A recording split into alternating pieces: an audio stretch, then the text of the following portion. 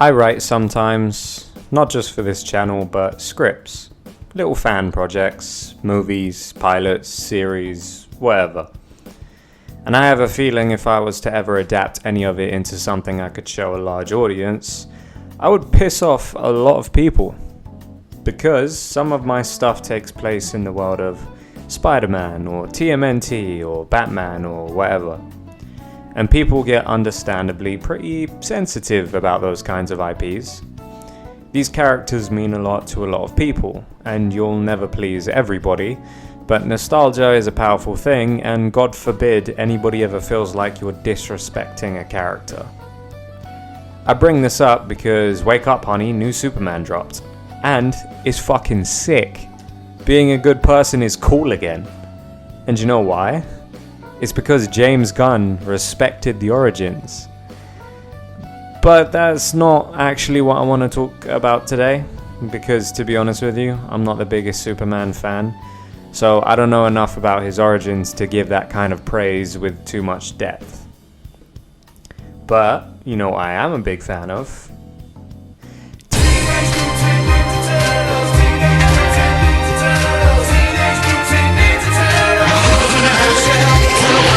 Teenage Mutant Ninja Turtles.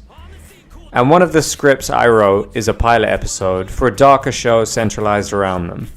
While writing it, I did some rewatching, some rereading, and some new reading, and I discovered something.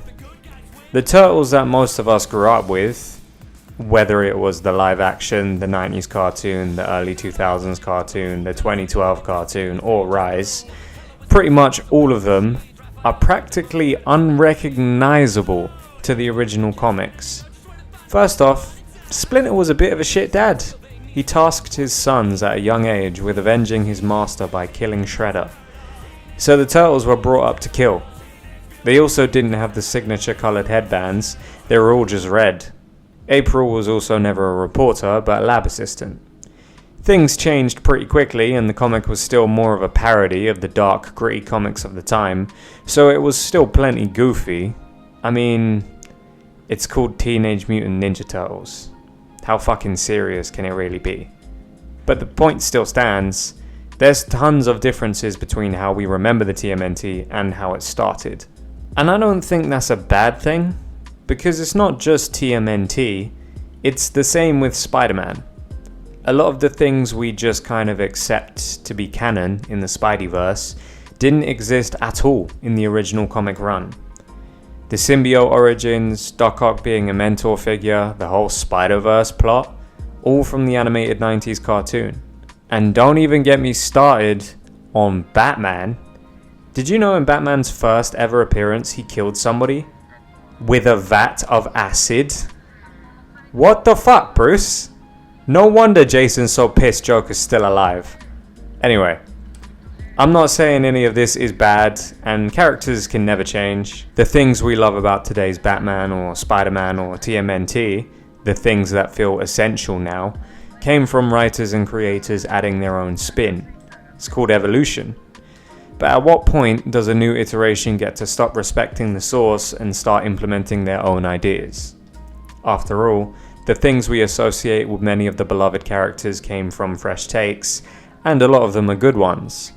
But imagine if a new Batman series dropped where he was just straight icing people left and right. People would probably be pretty annoyed, right? But I mean, technically, it's honoring the source material, just not your source material. And I think that's kind of the point of this whole video. I think we're a little too harsh on new versions of our favorite characters. Don't get me wrong, a shit movie is a shit movie, and encouraging directors and companies to research and respect a fan base if they're picking up an IP is a good idea. We do that by showing love when we see something like Superman turn up and do its thing. But there does need to be some room for negotiation. Take Michael Bay's TMNT movies for example. These movies got pretty slammed. Mostly because the Turtles look butt-fuck ugly among other things. Yet you can't say they didn't try some new shit. Michael Bay certainly wasn't afraid to do what Michael Bay's gonna do. And I think some of it was cool. The fight scenes were wacky and dynamic. I like the different costumes they have, adding some personality beyond just coloured headbands. And yeah, it's not my favourite version of the Turtles by a long shot, but it's probably somebody out there's favourite.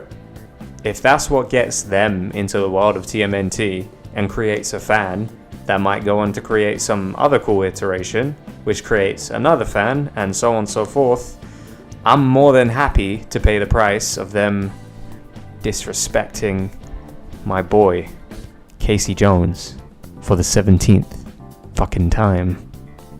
Regardless, I'll always be excited to get more Turtles content, even if it's subpar, and I hope you are too. And with that being said, let me know if you'd like to read the Turtles pilot. I might make a video on it if people want to see it. But thank you for joining me, and go watch Superman if you haven't. Shit's lit.